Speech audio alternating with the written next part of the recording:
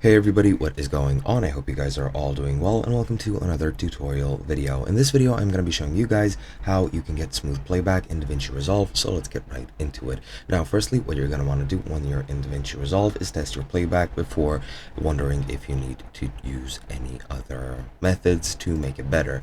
Now, as you can see, my playback is relatively smooth, but let's say I want to go even smoother. Now, the first thing you want to do is go into Playback and check your timeline proxy resolution. As you can see, mine is already at a quarter. If it's at full, your playback resolution will be the same as your video's resolution is natively.